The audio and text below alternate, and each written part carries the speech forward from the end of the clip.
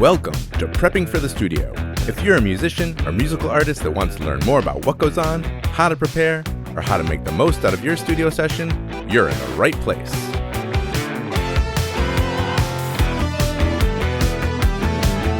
Prepping for the Studio.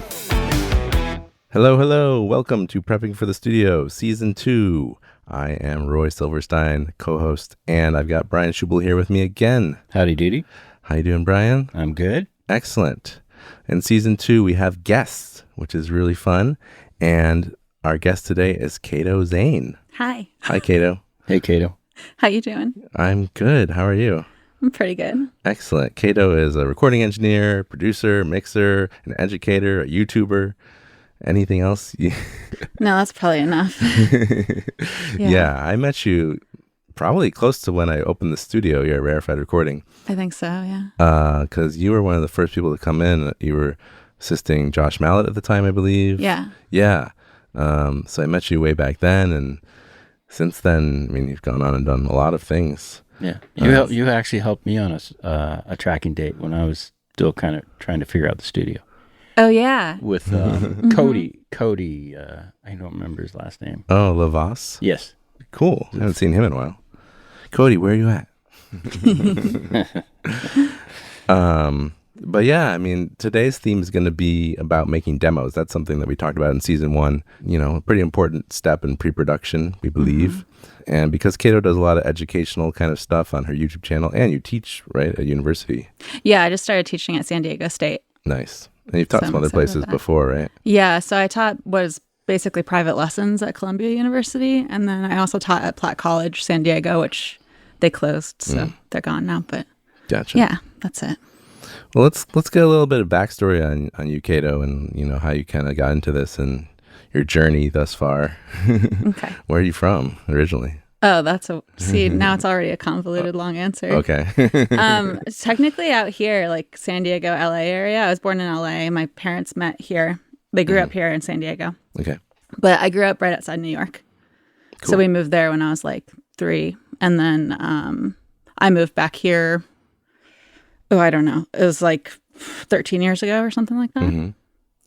And that's it. That's my story. Oh, that's it? I thought it was going to be long. I was trying to make it short. I was like thinking about all the details, and then I was I can shorten this. How'd you get into engineering and that kind of thing and music? Well, my family's a very big science family. So I'm like the black sheep that got into an art form, kind of. Yeah, it's technical still, though. Yeah. So and I always did better at science than like English and stuff like that in school. Mm-hmm. And so at some point I realized it was I think it was like early high school, I realized that there's this thing where you could combine the science stuff with the music stuff. And that was audio engineering. And so I decided I wanted to do that. Gotcha. But yeah. I never thought of this as science. Yeah. Well, yeah. If I did, I probably would have never done It can be. Yeah, you don't have to. It can also not be. Right. Yeah. Right. Yeah. Numbers. Yeah, and that plays into making demos, I think, because you don't have to get too worried about all the technical details. You can keep it simple. Yeah.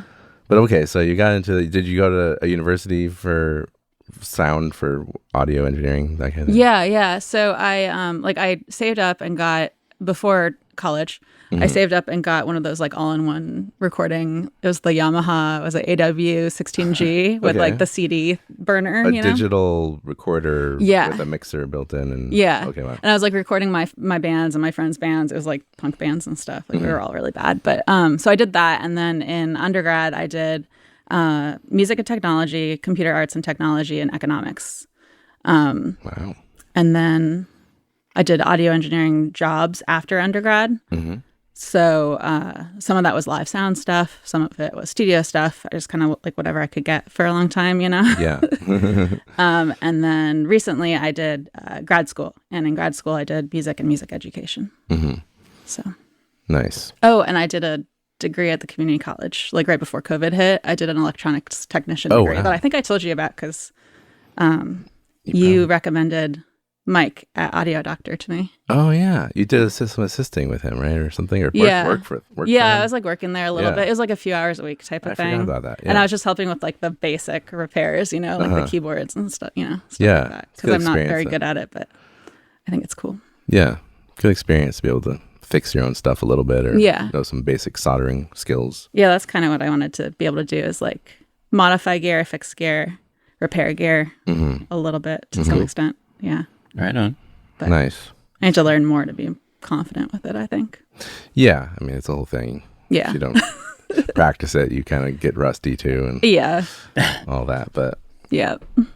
but you have a YouTube channel too. I mean, it's Cato Noise. Is that what it's called? Yeah. I think if you do YouTube and then the @ it's Cato Noise. Mm-hmm. Yeah, for the Yeah, URL. CATO. Yeah, Noise. CATO. Yeah. NOISE. Yeah. Nice. And on there, you talk a lot about technical things, but stuff about DAWs and recording, and like what kind of subjects do you cover? Just kind of whatever I feel like covering for the week. I'm not super strategic about it. I just kind of cover whatever's interesting to me, and then I hope that works out. But it's a lot of Pro Tools stuff, and then because people seem to like the Pro Tools stuff too, and then whatever pops up. Sometimes I'll talk about like a little production thing or like a little mix trick or something like that. But yeah, Nice. that's kind of it. Nice. It's all like audio engineering, music production stuff. Right. So what do you think about making demos? What do I think about them? I think that could be a very broad topic. Do you mean like what's the purpose of the demo? Right. I mean, in the past, we've talked about it in the sense of sort of a pre-production sort of stage as an artist. So kind of like scratch tracks. It could be used for scratch tracks. I mean, that is something that we talked about before. But maybe fleshing out ideas, just making sure that you come in knowing exactly what you want to do, so you don't waste your time. Yeah. And I think like depending on how you're going to use it, it's going to be very different, right? So there's like that, and then there's like if you're making a demo to try to shop a song to somebody type of thing, then I would probably go more in depth with I can speak depth with it. But yeah. Gotcha. Okay, so yeah, let's break that down a little bit. So different purposes, I suppose, of the demo. Like you could have just figuring out some ideas for your song, or like using the demo almost as scratch tracks that you might use in the studio, or you were saying to shop around. Yeah. So I mean, how would you approach things differently, do you think, in those like three cases? Well, I guess if I'm using it as a scratch track, I mean, there's the theory, right? If you're making something as a scratch track, you want it to be as polished as possible, just so it's like not throwing you off when you're recording other things over it. But I feel like if I were recording like a demo to sell a song, I would probably try to make it feel even more polished. Right. Did that answer the question? I think so. What do you think?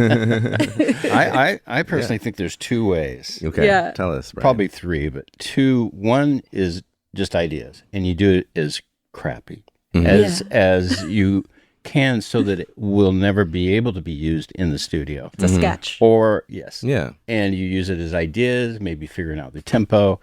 But then the other idea is, because technology is so good nowadays, anybody can make a record in their bedroom. You can find a tempo, you can put it into a DAW, and then you can bring that into the studio and use something that is maybe really special. Maybe you did something you could never repeat, or it's got the skeleton of the song. So then you can use it for the record. Right. Yeah. You never know. Yeah. You never know. Something could be so good you can't reproduce it. Yeah. Or I think a lot of times people, if they think it's not the real version, then they let the emotion out more and they don't worry as much about the technical stuff, like with singers, and then it's like they might not be able to replicate that later in the studio.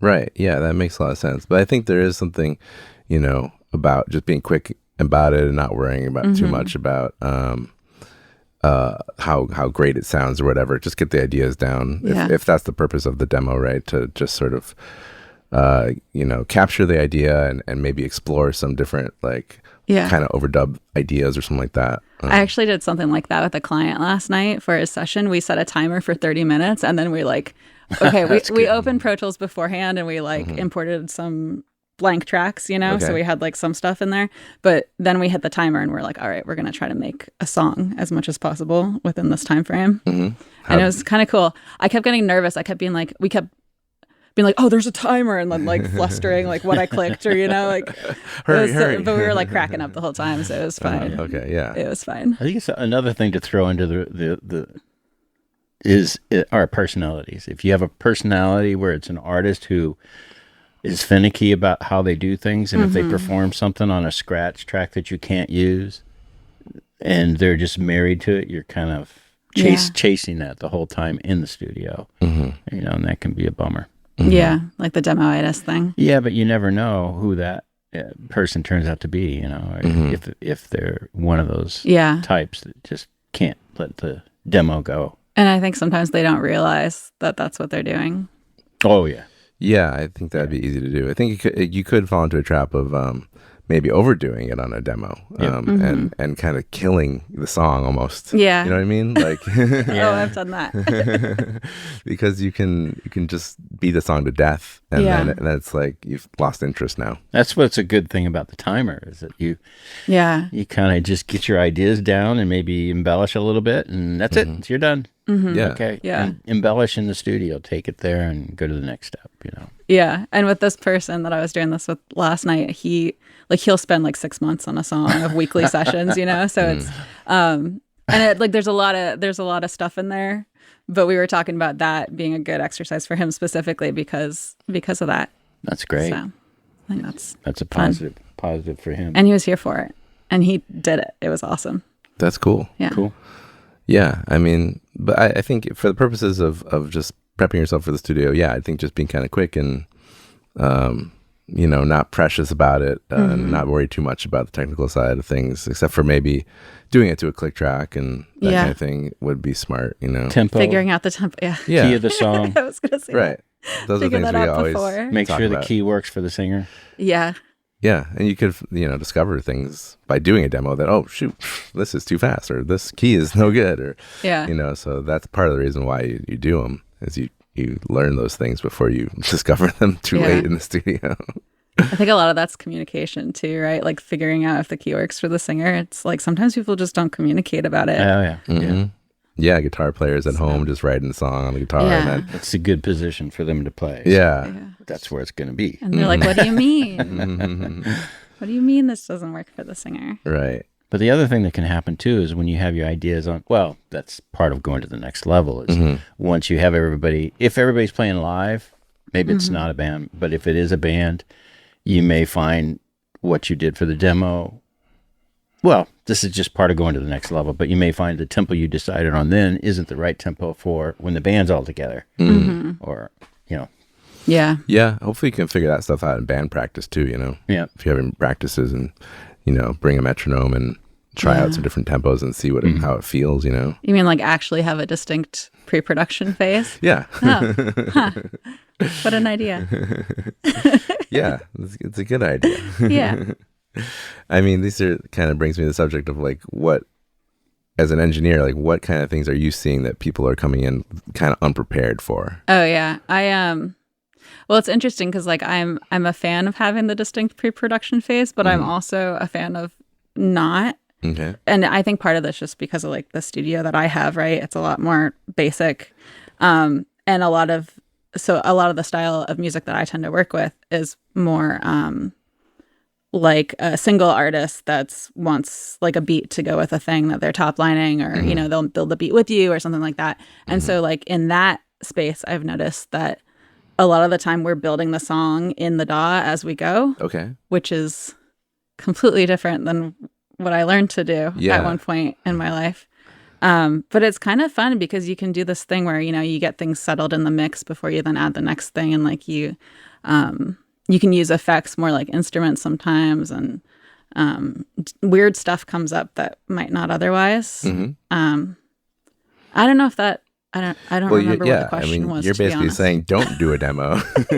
Yeah. Just be spontaneous in the studio. Right. But then that can cost a lot of money. Yeah. I mean, I think it depends on what kind of artist you are and who you're working with. I mean, someone like you that obviously is bringing a lot to the table. You're able to produce rhythm beats and add a lot of stuff. I know you do some sound design stuff too, right? Yeah. Which is cool, like making cool effects and weird textures and stuff like that. I love the textures. Yeah. So sometimes maybe you're working with someone like Cato who brings a lot to the table, and it's like a collaboration in the studio, and it's okay to maybe come in with less of a totally fleshed out idea. Yeah. I suppose maybe just the core of the idea you have. I mean, it could be literally an iPhone demo, you know what I mean? Like a that's voice the memo. thing. Yeah, that's the Right? thing. And like sometimes people will have like the iPhone demo or the idea already there, and then we'll start working, but Yeah. it's not like it's not like a demo with multiple tracks, you know what I mean? Yeah. But I don't know, it's interesting. It's like I think about it like as if there's like three forms of production now, right? There's the old school way, right? Which works for a lot of like bands and stuff Yeah. like that, where it's like you have pre-production's its own thing, and then tracking's its own thing, and then mixing, and then mastering. And then there's like the more modern, and I think a lot of it has to do with genre too, right? Like depending on what genre you're in, you might do one or the other. Right. But like the modern thing where everything's kind of all a jumble in some ways. A piecemeal. Yeah, Yeah. you're like going back and forth between like tracking and mixing and even production stuff, and then there's like modern top lining where it's like they just buy the beat from you and then they top line over it. Right. Yeah, we haven't focused as much on that sort of thing as we probably should, and I think there's some other people I'd like to bring on to get into some of these other types of production that's more vocal based, like hip hop and R&B and modern pop stuff, where it's like people are buying beats and just kind of writing to it, and it's, you basically like the only thing you're recording is a vocal. And that's a lot of music's that way these days. Interesting. Yeah, and we've kind of focused more on like bands, in here, and so if you are an artist who's in a band, then it probably makes more sense to do some of this kind of demoing pre-production step, because it's a lot of people you got to bring in, and then you're all trying to get your parts done in the studio, and so the time is ticking, and and just scheduling that's a lot too. Yeah, scheduling it, and so it's important in that situation more to probably just really know what everyone's going to be playing, and that's something you can figure out in the demo. I think the if I were to say, if you're doing the piecemeal thing, I would try to go for masters. So if you're doing it at home on a DAW, I would try to get your parts down as good as you can. Yeah, because that could be the master. Yeah. Yeah, I mean, I also want to bring up, like, I think for some people, like, that might be daunting, It's like, oh, well, that means I need to be really good at this, And, It's true. For, like, really trying to, like, get something at home that's, like, going to be used. But some people are just not really that interested in that, and that's okay. If you are, though, I mean, if you are into recording, like, and that's basically what happened with me, right? It's like I somehow got into recording as a teenager, and I was working on my own music, and I never really went to a recording studio. I was so into it that I just kept messing with stuff with home studio equipment, Cool. and just kind of because I didn't care that the results were maybe not as good as they could be, if I went into a studio, because I was having fun with it and I was learning and it was challenging and I loved it. And some people are like that, and I think that's great. And if that's you, like, hey man, go deeper and deeper into figuring out how to get good at recording. And then you only use a studio once in a while for something you just feel like you can't do as well as you want, or for mastering or whatever. Right. But I think for a lot of people, like, it could be a situation of like, man, I'm really not that interested in this, and it's kind of just annoying. I definitely see that a lot. Yeah. And so I think for those people, making demos should just be kept really simple. Yeah. And it's like there's an advantage to the idea of, if you're not into it, don't stress about it too much, because there's someone who is into it, who is specialized, who, it's like division of labor. Let them focus on that, and then you can focus on your artistry or whatever it is that you want to focus on. Exactly. If only there were more people. Those are our best clients. Yeah. But yeah, it's a distinction that I've been talking about a lot lately. I mean, this analogy doesn't completely apply, but like, if I have a plumbing issue at my house, like, I could figure out how to do it myself. Right. But I'm not really interested in it, and I'd probably mess it up. And it's just a lot faster, simpler, and maybe cheaper in the end to just hire a plumber, even though Right. they are expensive. But But you won't get that time back. yeah, Too. That's the other side. That's the thing, is the time. Mhm. Yeah. Sometimes your time is more valuable sometimes Yes. just to hire somebody. totally. Yeah. I just had that happen recently with the artist where they, did a lot of it themselves, and Mm-hmm.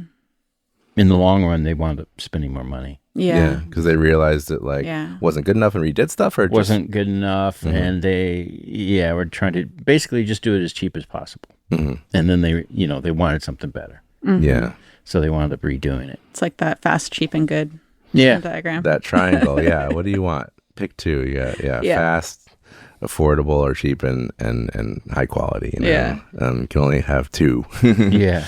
Yeah. But yeah, so I think for a lot of people, the goal of a demo should be just kind of getting ideas down and not fussing too much with Mm-hmm. it being maybe used in the final recording or whatever.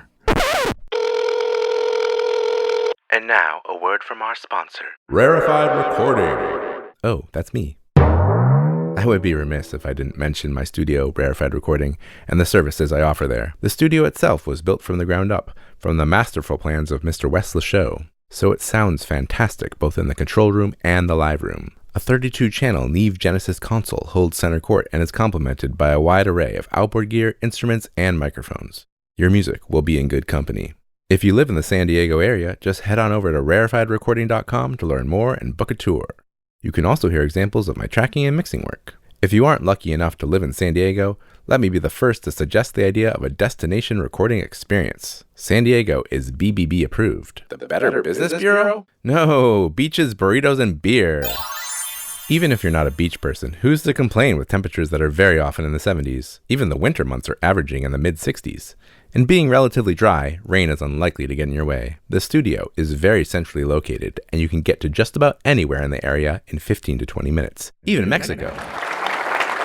And while burritos are technically not a food you find in Mexico itself, San Diego has taken the concept to blissful culinary heights. You can't go hardly 100 yards here without running into a little taco shop that will be 10 times better than whatever options you have in your town. If Mexican isn't your thing, no worries. There are tons of great restaurants in the area, including a barbecue place 3 blocks away that rivals anything I've tried in Texas. And adjacent to it is one of over 150 craft breweries in San Diego. If you love beer, we gotcha. The West Coast IPA style is a specialty here, but we've got brewers doing all kinds of beers, and several have tasting rooms in walking distance. Did I mention that accommodations are available? So head on over to rarefiedrecording.com and reach out for a quote today. That's RAREFIED recording.com. And now back to the episode. From your experience, Cato, do you have any recommendations of a simple setup or specific things or not that you would need to just do basic kind of stuff at home? Yeah, I guess. I mean, this might be obvious to some people, but like a laptop and like a little interface, like even if it's like a little Scarlett or something, Focusrite makes those, yeah. Yeah. And then I don't know. The other thing that I think I see people doing a lot is being like, oh, well, the studio microphone for vocals is a condenser. So I'm going to get a condenser, but I'm going to get a cheap condenser because I don't want to shell out for like a really fancy one. And it might be better just to get something like a dynamic mic that you can then, if you get more into it, like if you get like a 58, right? SM58 from Shure. Yeah, it's going to reject more of that. It's not going to pick up as much of your gross acoustics in your room. Yeah. Not that your acoustics are necessarily gross, but it's not going to be as good as a studio probably. Right. So it'll be a little bit better at just picking up what you want it to pick up. And then if you get more into recording, you could always upgrade your mic, and like something like a 58 is still going to be useful to you. You could take it to shows, or you could use it for other things. Yeah. We use them in studios all the time. So that's like one of the things that I tell people sometimes. Yeah. Makes sense. Yeah. Just because, condensers are so sensitive. And And the cheap ones sound so bad. Yeah. The cheap ones so bad. are just, I don't know what's going on with them. They're very like top end. Like, and the noise floor is bad. Noise floor is bad. They have too much top end. They're pick just up all the wrong stuff. And the break. and Easy. they break. Yeah. The dynamics are way more durable. Yeah. Yeah, so like something like SM58, it'd be hard to break. Yeah. Very You hard. can use it as a hammer. Yeah. Yeah. Have you seen the videos where people are like dragging it around and like dragging it off the back of a car and like, Wow. I haven't, It's so but I funny. believe it. it's so funny. Yeah. Okay. So yeah, that's good advice. Just a basic mic like that and an audio interface and your laptop, and with that, I mean, maybe a pair of headphones, maybe Yeah. or maybe a pair of speakers, I suppose, that you can attach to the Yeah. interface, but you don't have to necessarily get anything too fancy. Yeah. And There's you a GarageBand on iPad right. There you and go. your phone. Yeah. Even Yeah. your phone has GarageBand if you have an iPhone, Yeah. an iPad. So that's like a basic DAW, right? You use Pro Tools primarily, Yeah. right? Yeah. Have you guys tried Pro Tools Sketch? No, I have tried I Pro haven't either. Tools Intro though, Okay. Yeah. Yeah. that's a free. So I've had students try that. yeah. Yeah. So there's a free version of Pro Tools. It's called Pro Tools Intro. Yeah. Right? Yeah. That's right. I think 8 channels. So. Yeah, you can only record 8 channels or 8 Yeah. tracks. They run out of tracks real fast. Yeah. So it's only good for like a simple demo where you're not going to like layer a lot of stuff. Yeah. But that is available for free. Of course, there's other free DAWs, right? What else is out there? Well, Reaper? something one. Audacity. Audacity's free. Is it Studio, Studio One? One might be. Is that Maybe free there's or a, no? maybe there's a I think free that's version. free-ish. Oh, I forget okay. what the deal Like a is baby with that. version? Like if you buy equipment, it comes with it type of thing. Oh, okay. I'm probably wrong. Don't quote me. We're going to hold you to this. Reaper's free, I think. Yeah, I think Reaper Is is it? free. I believe. I think so. I mean, they always encourage people to pay, but I mean, Yeah. but I think there's a free version that's pretty full. I don't really know, but I think it's fairly full featured. Yeah.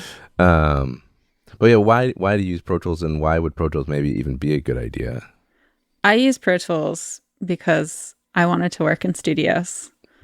And, well, I guess first it was because my undergrad, they taught Pro Tools. Yes. And then studios use Pro Tools.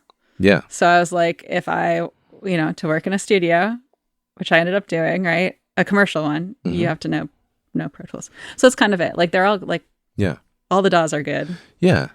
People used to get into this thing of like, this one sounds better than that one. And Yeah. I don't know. I think Yeah. they're all pretty much the same. They're all as far pretty as sound similar. quality.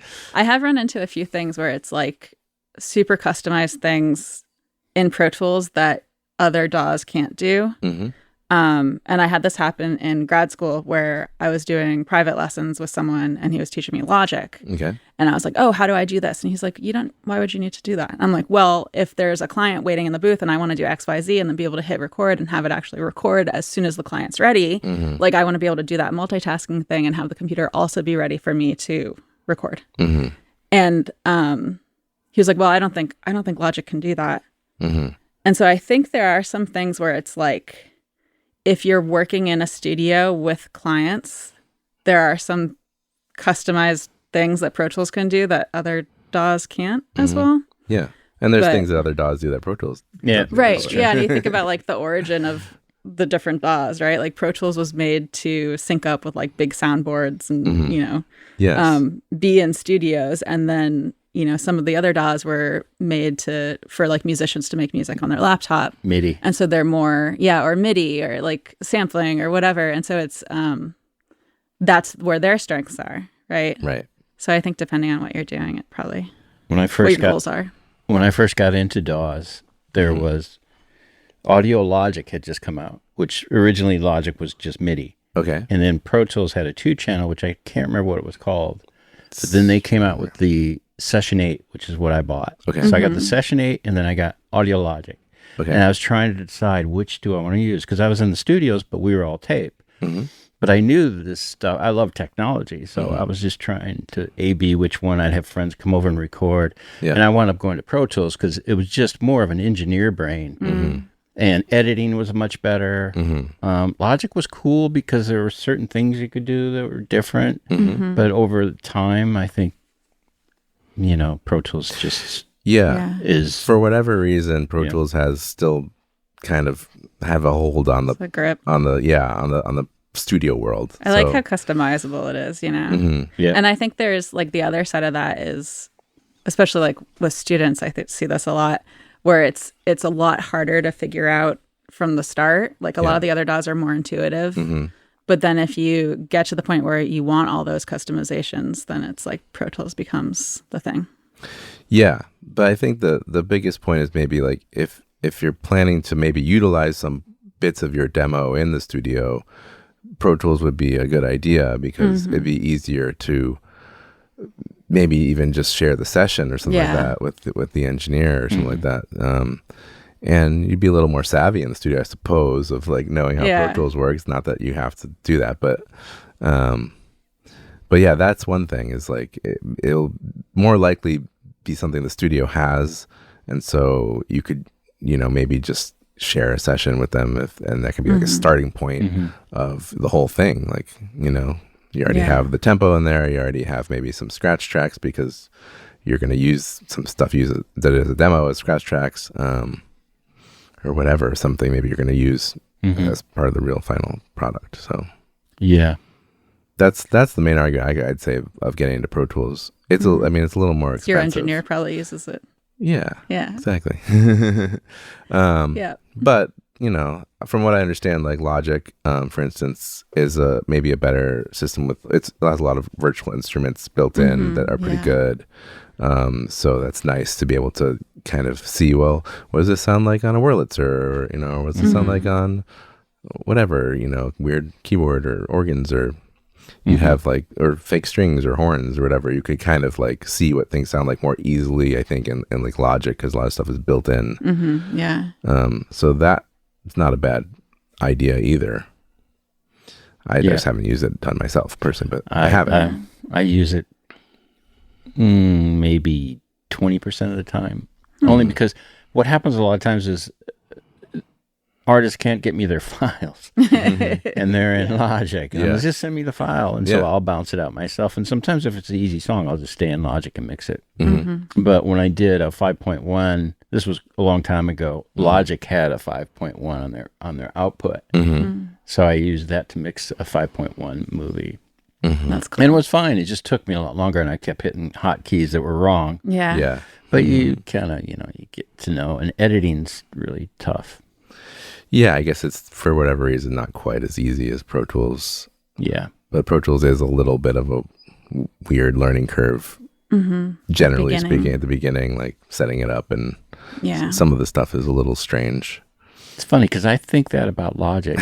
Okay. Logic, to me... But we're also sunk into Pro Tools. Yeah, that's it's very like, true. It's like I'm a Mac guy, we're right? biased. Yeah. So it's like when I look at Logic back in the early days, I looked at it like, that's a PC. And I looked at Pro Tools, I was like, that's a Mac. It's like, because PCs, I have no I think about clue. it the opposite way in my head. Like Pro Tools is more PC in my mind, and then Politically correct. and then Logic's more like Mac in my head, because I think of Macs as being like more intuitive, and they spend more time on like getting that customer experience and making it easier for people.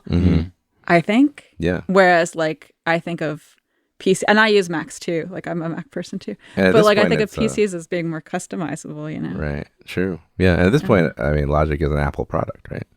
Yeah. Yeah. So it's That's it's very much his Mac. Yeah. I guess, and if you start on Bandcamp, not Bandcamp. You mean Logic?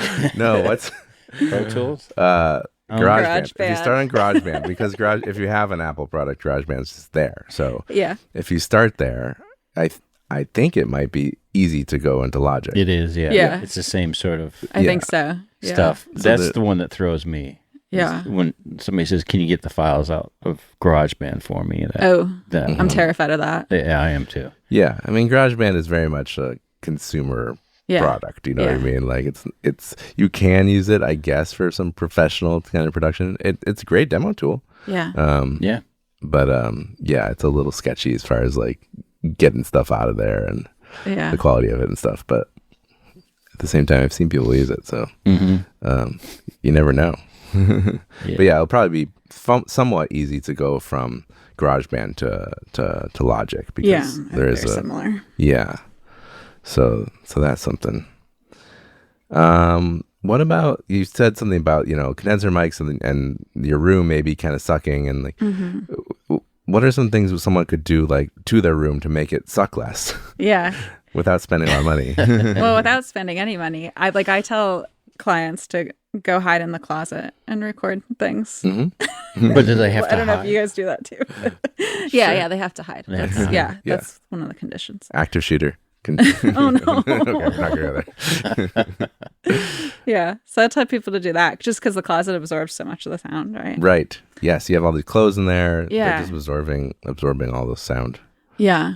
I used to do this thing in college where I recorded some of my friends and then they built this thing for me, and it was basically PVC pipe that could be built into like a cube, like a tall cube, like the Okay. size of a little vocal booth type of thing. Okay. But then there were also extra pieces I could make it bigger if I wanted to, like big enough to put a grand piano in it, I think was wow. what they said they spec'd it out for.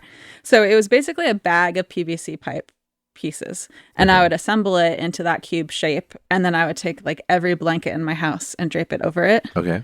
and I would use that as a Smart. booth. A booth. Yeah. Yeah. That's smart. It Yeah. was like not ideal, but it was better than the room I was in. Right. Yeah. Yeah, but basically having like soft stuff Yeah. around you helps a lot, absorbing some weird reflections that you might be getting off the walls and getting into your mics and that kind of thing. Yeah. Maybe cut down some of noise from your neighbors or roommates or significant others or whatever.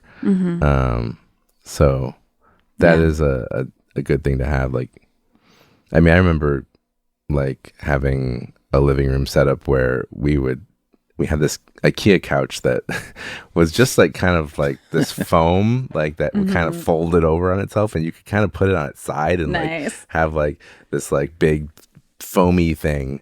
And we would like put it around the drum kit and stuff. Perfect. If we wanted like a more dead sound and didn't want all these like reflections and stuff. Yeah. Sometimes I tell people to make a pillow for it, you know? Yeah. Pillow fort. That's a good idea. So, What about I always thought of bookshelves as diffusers. yeah. Yeah. That's a pretty common Different one. diffusers- studios have those. Yeah. Yeah. The diffusion is basically breaking up the sort of sound that's bouncing back at you. Yeah.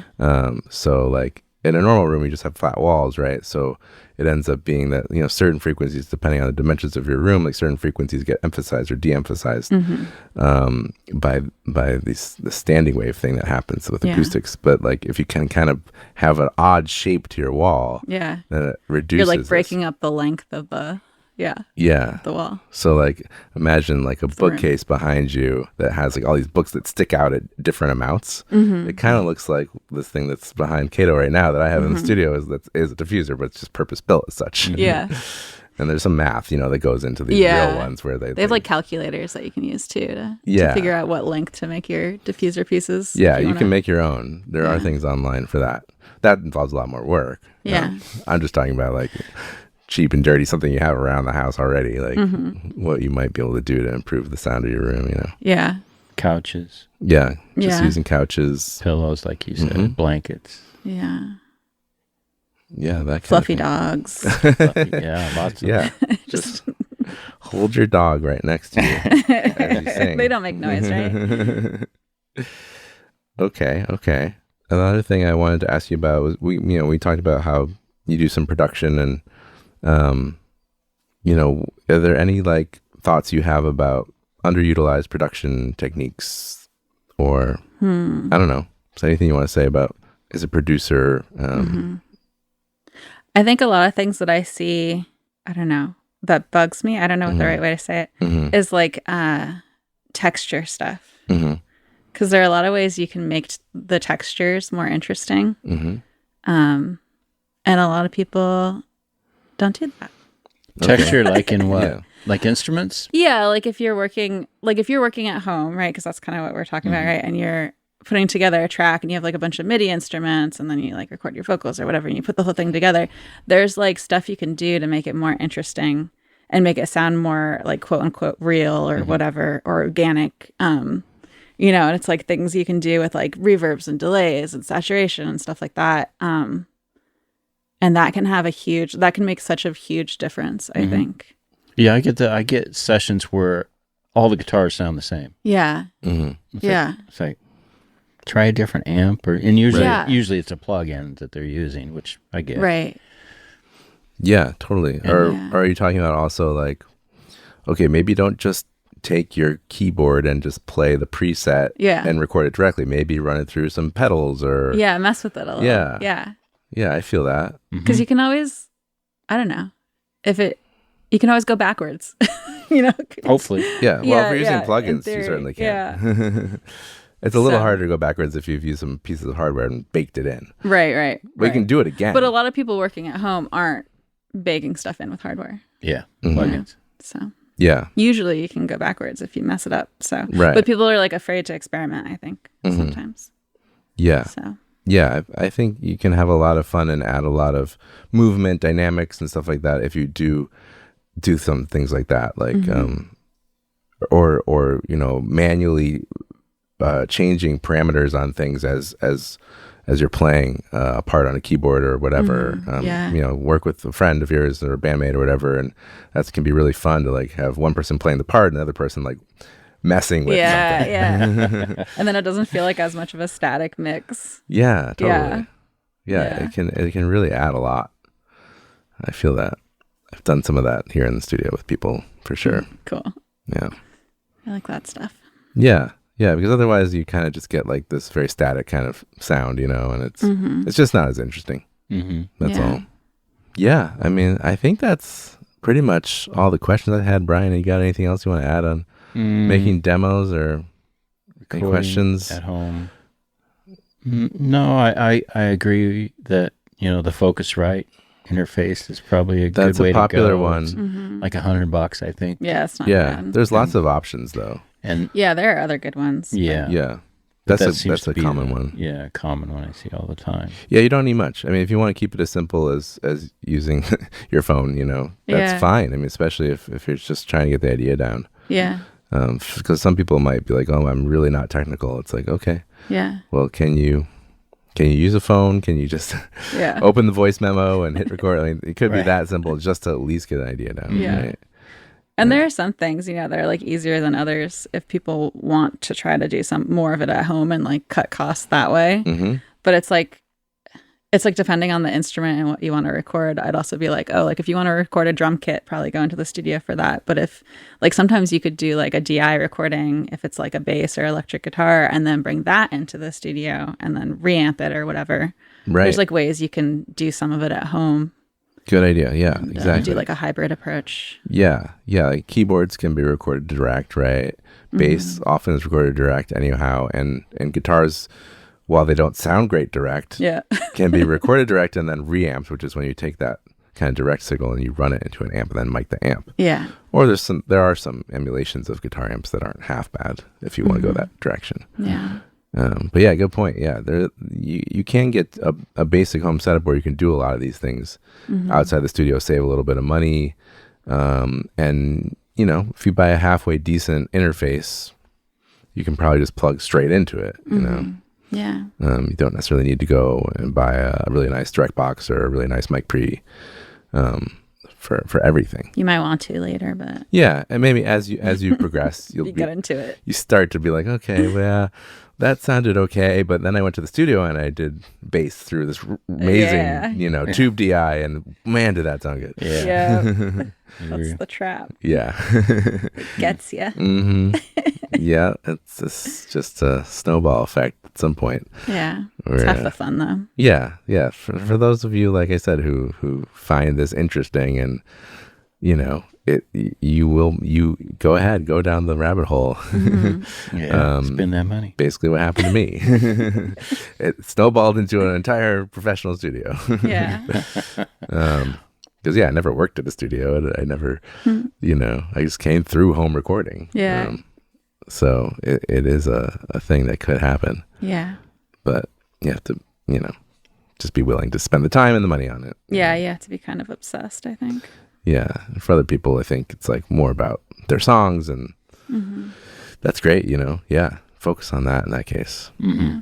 There's a range of different types of nerd out there, so we're just one of them. Great. Unless you have something else to add, Cato, I think we can call it a day here. Thanks have for no coming thoughts. on. Thanks for Do you having want me. to give your website? Or Yeah, you did how do kind people of- contact you again? So I'm Cato Noise on social media. So it's CATONOISE. And then my website's catonoise.com. You can search like Cato Zane on YouTube or Cato Noise, and I think my YouTube will pop up. Yeah. Right And come chat and nerd out with me. Yeah, she has a lot of I'm great, game. content. The little snippets on Instagram too are useful, I think, Thanks. because you have like quick little things about Pro Tools or whatever, or other things that you can just kind of get a sense of what Cato does even from her Instagram page, and then you could go and actually watch the YouTube videos and stuff. We'd go deeper into it, so it's a good resource. Cato does a lot of good content on, Pro Tools especially, but also I think you cover some other stuff about like different types of microphones and right? Yeah. I have some like mic shootouts and talking about different mics and different production techniques. And I don't know. Yeah. I think it's mostly Pro Tools because it's just really easy to do a screen cap and talk about something than, compared to a whole planned thing. So Yeah. it's probably because I'm lazy that it's mostly Pro Tools, but that's fine. Well, people are probably liking it too, and you Yeah, it find, works out, find that people actually want this content.